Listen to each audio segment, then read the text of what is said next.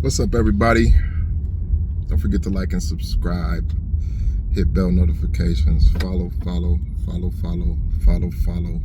me if you're on social media and see this video or come across it. I'm start talking about introverts more because I'm an introverted person. Now, being introverted, I do public speaking. I preach, but I'm only comfortable even doing those things, and it took a lot to push past some of that for me. But I've been doing it for a while now, but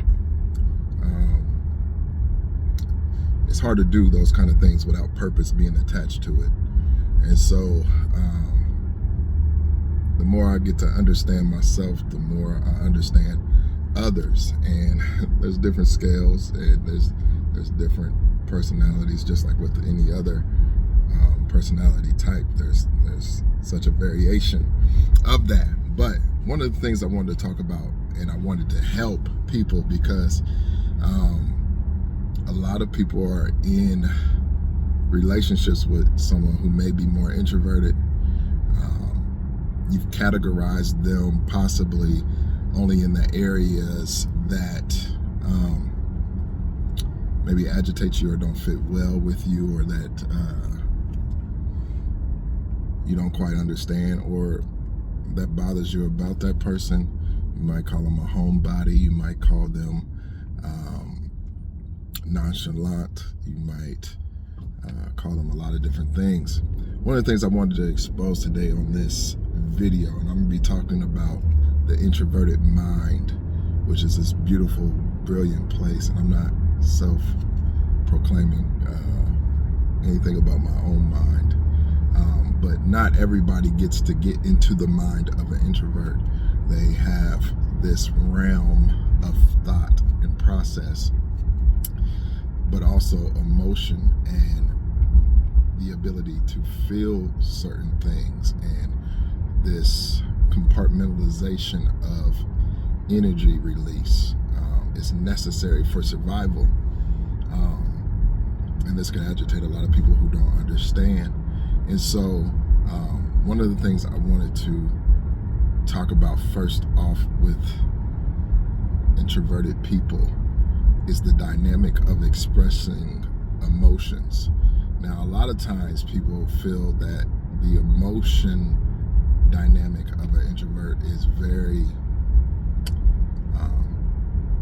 cut off, or they seem not attached. But I would venture to tell you that it's because of the intensity of emotions that they've found a safe place in being, in handling it, and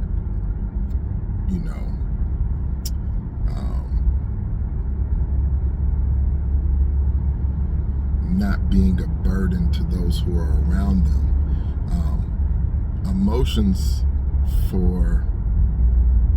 let me speak to introverted men, and let me speak to how it's felt for me, because a lot of introverts are different, and I fall on the spectrum of being a more logical type of introvert. INTP on personality tests, the logician, the logical one. And so emotions aren't a driving force for me. I found myself in some places even saying, how should I feel about this?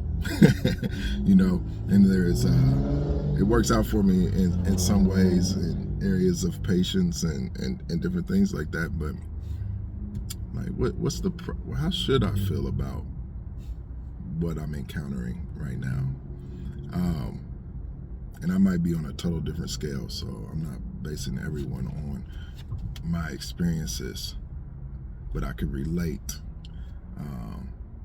But expressing emotion, and I didn't mean for this video to be long, expressing emotion it's like being naked. There's a nakedness that's there, and you don't always want to be naked. You don't always want to or feel safe in those areas, being exposed or being seen.